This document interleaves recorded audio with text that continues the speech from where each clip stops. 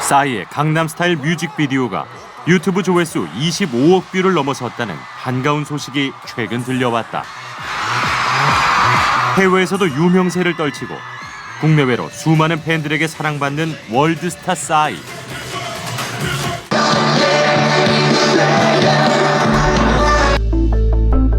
그런데 2015년 추석 연휴 무렵 그에 관한 뉴스 하나에 사람들의 관심이 쏠렸다.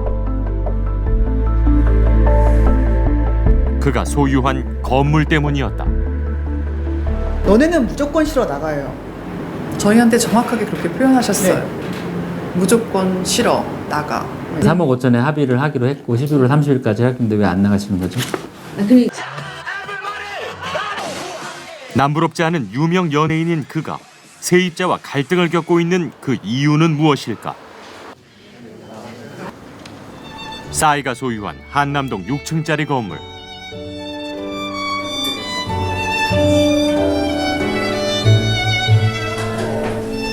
미술관 카페라는 컨셉으로 만든 이곳은 이색적인 커피와 수제 케이크도 즐길 수 있어 꽤나 입소문이 나 있었다.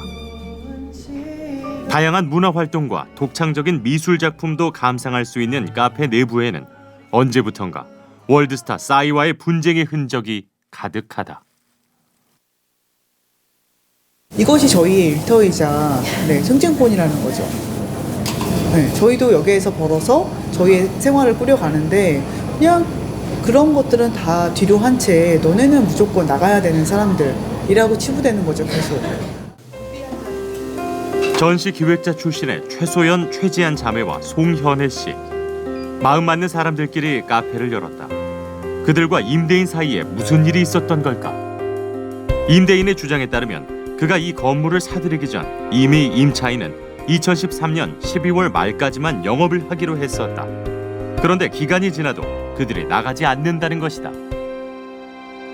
그 조정 조세에 따라서 이행을 해달라는 거였죠. 그리고 당연히 그걸 기대하고 샀던 거고요. 2011년 말 이전 건물주와의 맺었던 조정 조서에 따르면 싸이 측의 주장은 당연해 보였다.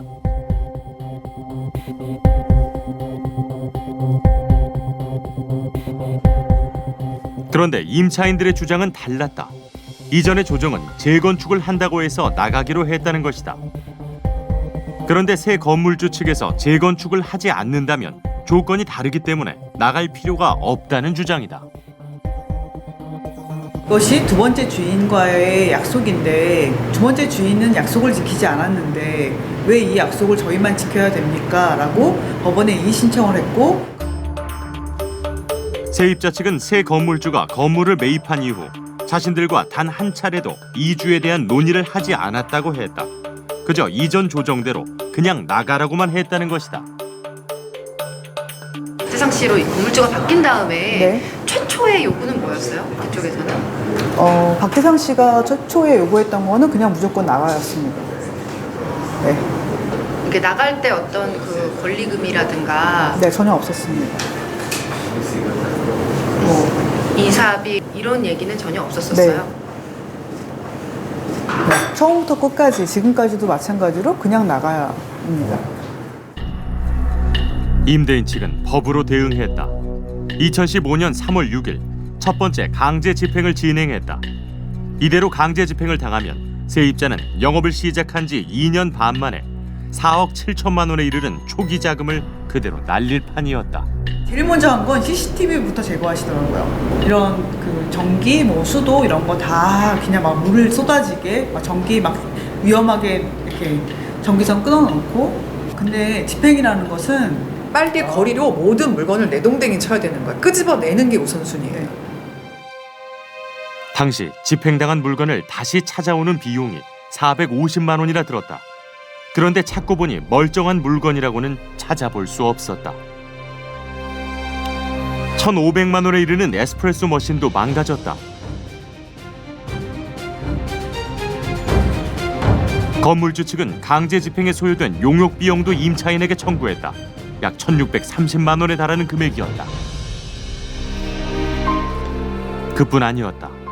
건물주 측은 건물 주위에 대형 가림막을 설치했다. 가림막이 그 당시에 앞쪽에 쳐져 있었던 거예요. 아. 이걸 전체를 해체해서 풀어놓은 겁니다, 지금. 외부에서 건물 자체가 보이지 않을 만큼 철저하게 가렸다. 겨우 출입구만 남겨놓은 상태였다. 바로 한 15m 되는 것 같죠? 15m 높이 저 2층 유리 가릴 정도니까 한 6m 된다고 알고 있습니다. 그 정도 높이, 그 정도 넓이를 순식간에 가림막으로 쳤어요. 너무 무서웠고 도대체 이게 무슨 일인지 감당할 수 없었던 것 같아요. 임대인 측은 상가를 점유하고 있는 임차인 때문에 피해가 크다고 밝혔다. 5년째 똑같은 임대료를 내면서 어떻게 보면은 그 임차인들은 그 임료 상승이 없는 상황이고요. 그 다음에 현 소유자 입장에서 보면 어쨌든 시세에 맞지 않는 임료로 그 2013년 말까지 받았고 그 다음에 그 이후에는 사실은 여전히 내고는 있지만 시세에 못 미치는 데다가 전체를 명도할 걸로 생각을 하고 1층에서 4층은 다 지금 공실이거든요. 근데 거기는 지금 2년째 어떻게 보면 다 비어 있는 거잖아요. 그러면 임대도 놓지도 못하고 뭐 아무런 재산권 행사를 할 수 없는 그런 피해를 입고 있는 거죠. 높은 임대료를 받는 건물주가 선망의 대상이 된 요즘 누구나 건물주가 되고 싶은 욕망을 갖고 있습니다. 하지만 현실은 건물주보다 세입자가 더 많습니다. 임차인들의 상당수는 임대차 보호기간이 남아 있어도 건물주가 나가라면 나가고 임대료를 올린다고 하면 올려줘야 하는 경우가 많습니다. 법에 호소해도 구제받기도 쉽지 않습니다. 그래서 조물주 위에 건물주라는 말이 임차인에게는 우스갯소리가 아닙니다. PD수첩이 임대인 싸이 씨와 임차인 사이의 사건에 주목한 이유는 건물주가 연예인이라서가 아닙니다. 법률 대리인의 말처럼 법적으로는 아무 문제 없는 소송과 강제 집행을 당하면서도 임차인들이 왜 계속 그 자리를 지키려고 하는 걸까요? 그들이 법적으로나 현실적으로 매우 불리한 이 싸움을 계속하는 이유가 궁금했습니다. 처음 이곳에 미술관 카페를 연 것은 2010년 4월. 당시 임차인들은 첫 번째 건물주와 특별한 계약을 맺었다. 저희가 10년 동안 혹은 15년 동안, 20년 동안 오랫동안 지속할 수 있는 공간을 찾다가 한남동이라는 공간, 이 공간을 찾게 됐고 이 일본인 건물주가 특이하게도 일본에서는 매년 임차인이 원할 때는 언제나 계약이 가능하니 한국과는 좀 다르다라고 얘기를 하셨고 이전 임차인 역시 15년 동안이나 있었다는 건물주의 말을 믿었다. 1년마다 갱신을 하되 임차인이 원하면 얼마든지 계약 연장이 가능하다는 특약도 적어놨다.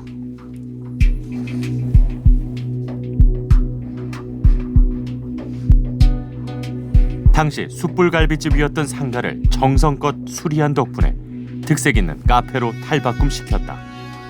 퇴직금, 대출, 적금까지 다 끌어모아 무려 4억 원이 넘는 비용을 투자했다. 적어도 10년 이상 운영할 계획이었다.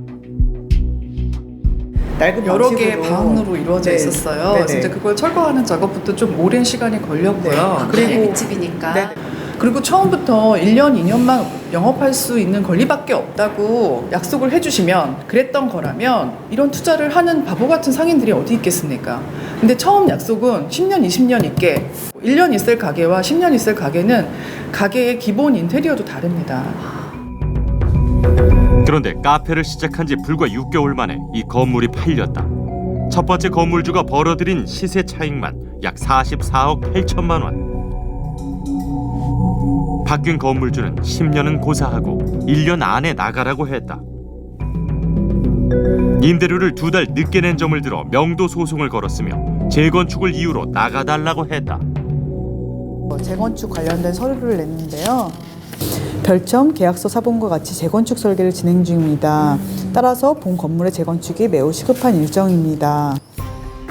두 번째 건물주는 소송을 진행하는 동안 구체적인 재건축 계획서까지 제출했다.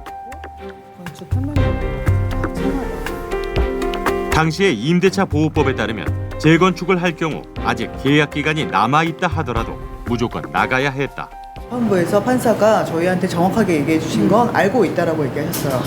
이미 많은 사람들이 이 법의 허점을 이용해서 재건축이라는 카드를 들고 나오는데 법에서 도와줄 수 있는 건 없다. 어쩔 수 없이 보증금만 받고 나가라는 그 조정조서에 사인을 할 수밖에 없었다.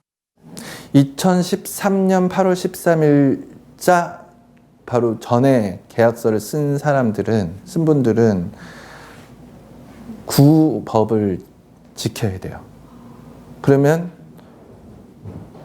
나가 재건축할 거야 하면은 장사한 지 1년 됐어요. 1년. 근데 재건축할 거야. 나가. 그럼 나가야 되는 거였어요. 굉장히 비상식적이잖아요. 그런데 재건축은커녕 단 석 달 만에 또 다른 사람에게 건물을 되팔았다. 건물을 넘겨받은 주인공이 바로 싸이 부부. 두 번째 건물주는 약 15억 5천만 원의 시세 차익을 얻었다. 임차인들은 재건축을 하지 않았으니 앞선 조정이 무효라며 이의 신청을 했다. 그리고 세 번째 건물주인 싸이 측과 새로운 임대차 계약을 맺고 싶어 했다. 그 현 소유자가 계약을 체결한 게 아니지 않습니까? 그 계약을 체결한 것도 아니고 뭐 기간갱신을 거절한 것도 아니고 또 임대료를 올려달라는 것도 아니거든요. 결국 2015년 3월 13일 임차인들이 영업을 준비하던 시각 임대인의 법률 대리인 측이 건물 점유를 시도했다. 그중에 싸이 측과 따로 계약을 맺은 새 임차인도 있었다. 현 건물주 측에서 보낸 사람들과 카페 측 사람들 사이에 충돌이 일어났다. 신동현 씨가 이렇게 돼서 목이 끼니까 이 옆에 있던 민혁은 옆에서 이거를 계속 미니까 여기 목이 끼게 된 거죠. 그래서 한 사람은 그 머리를 위에서 누르고 여기서는 문을 밀고. 잠깐만 이렇게까지 하지 마세요. 이렇게까지 하지 마세요. 이렇게까지. 밀고 당기는 와중에 부상자가 발생했다. 아 이거 자꾸 밀고 가. 당시 카페 운영자 중 한 명이 병원에 실려가기까지 했는데 부상은 생각보다 심각했다. 그러니까 몸을 못 움직이니까 소변줄을 차고 거의 송장처럼 입원을 한 상태였었고 온몸에 다 타박상이 있었고. 그녀는 건물주 측을 폭행으로 고소했지만 증거 불충분으로 기각됐다. 그런데 법률 대리인 측 역시 고소를 했다. 자신들이 감금을 당했다는 것이다.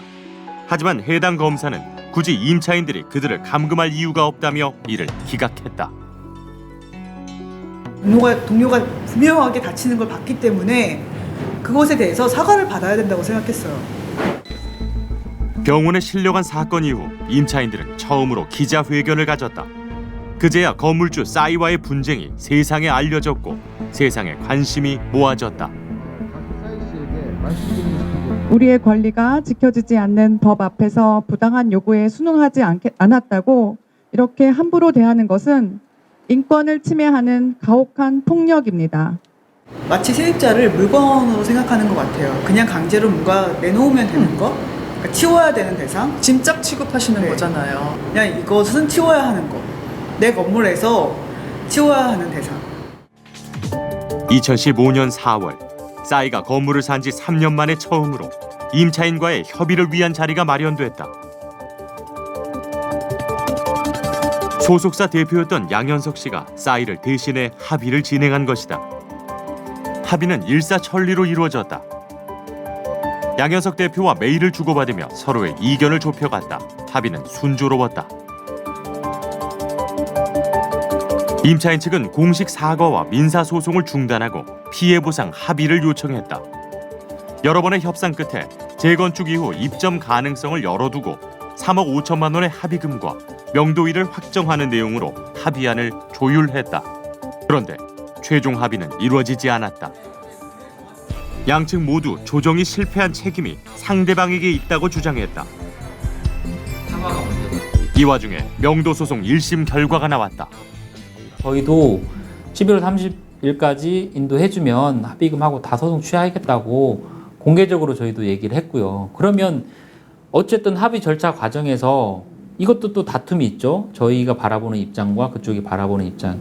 저희한테는 합의안을 변경했다고 하겠지만 저희는 합의하자고 해놓고 나오지 않아서 변론이 종결됐고 재개돼서 또 거기 과정이 있었지만 재판부에서는 조정 공고안을 내리지 않고 그 판결을 내려버렸고 판결은 건물주의 일부 승소. 임대인은 2명의 임차인에게 보증금을 지급하고 임차인은 애초에 조정 조서대로 건물을 인도하라는 판결이었다. 판결을 네. 선고가 됐다고 하더라도 네. 합의의 가능성은 있는 거잖아요. 민사잖아요. 그럼 연락하시면 되잖아요. 아까 말씀하셨잖아요. 민사하고 합의가 되면 조정조서는 판결과 같은 효력이 있다면서요. 예. 네. 근데 연락이 없었다는 거죠. 그럼요. 건물주는 판결에 따라 다시 강제 집행을 신청했다. 다 끌지 마요. 끌지 말라고요. 집기들이 또다시 들려나갔다. 그런데 법원에서는 공탁급 6천만 원을 조건으로 강제 집행 중지 결정을 내렸다. 저희 집행정지 결정문 떨어졌고요. 공탁하고 있어요. 그러나 강제 집행은 중지되지 않고 계속됐다. 그러니까 중지를 해주시라니까. 이렇게 가지고 공탁하고 있다잖아요. 공탁하고 있잖아요. 가지고 오시라고 정지가 공탁을 마치고 돌아올 때까지 집기는 계속 밖으로 내갔다. 결국 강제 집행은 멈췄지만 상가는 또다시 엉망이 됐다. 합의를 하자라고 하는 사람이 강제 집행 정지 결정이 났고 아직 재판을 이어가고 있는 상황에서 집행을 감행했잖아요. 근데 그게 합의를 하자는 사람의 태도일까요? 만약에 저희가 강제 집행 정지 결정문이 나오지 않아서 집행을 막지 못했더라면 저희는 아마 길거리로 내쫓겼겠죠? 그러면 그 다음에 어떤 합의를 할 수 있었을까요? 그런데 건물 임차인이 10억 원을 요구해 마치 합의가 불발한 것으로 일부 언론에서 보도됐다. 이 내용 자체를 내가 다 확인을 하고 기사를 썼네요. 예. 저는 제 기사에 나간 대로 그분들이 그런 금액 요구 안 하고 안 했으면 왜 도대체 협의가 안 되고 법적으로도 판결이 그 이후에도 계속 난 걸로 알고 있는데. 예. 사실 초기에 보상금을 논의하는 자리에서 잠시 나온 얘기였을 뿐이었다. 합의가 결렬된 것은 네. 10억을 요구해서 결렬된 것은 아니잖아요. 네. 그렇죠. 네. 네. 기사가 난 이후 임차인들은 유명 연예인으로부터 거액의 보상금을 노리는 악덕 임차인으로 매도됐다. 사실 이 상가는 단순한 커피 전문점이 아니었다. 수십 명의 예술가들을 지원하고 이곳을 찾는 사람들과 그들의 작품을 함께 공유하는 실험적인 예술 공간. 누구나 쉽게 미술을 접할 수 있는 동네 미술관으로 성장해 왔었다. 커피를 마시러 온 사람들이 자연스럽게 예술가들과 소통할 수 있게끔 미술 안에만 머무는 게 아니라 대중과의 소통을 굉장히 중요시하고 그 가능점을 모색해보는 굉장히 중요한 공간이었죠. 유리창 작업을 하셨었나요?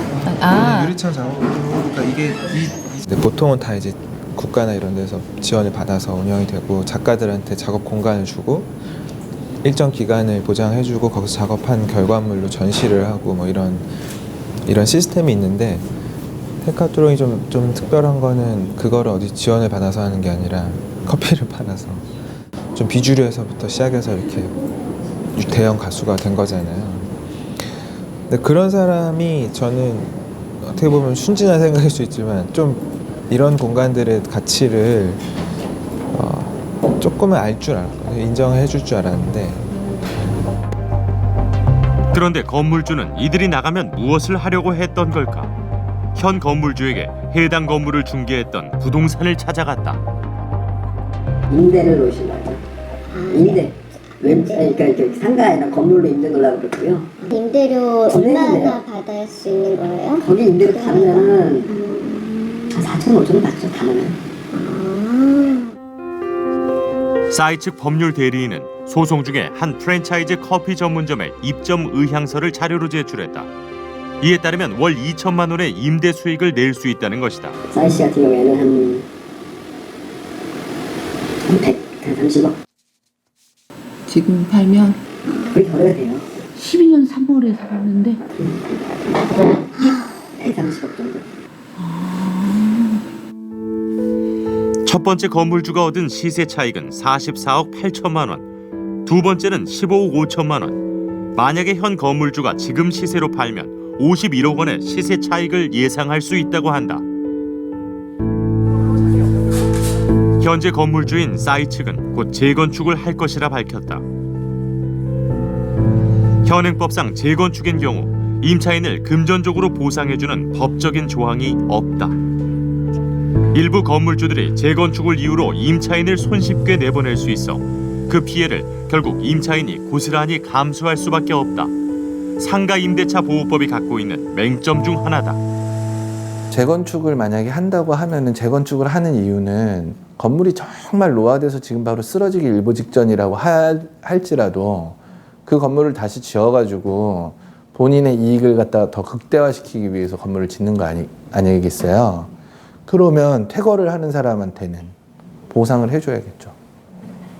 그게 일본 법이에요. 그게 일본에서는 굉장히 큰 보상을 해주게 되어 있어요.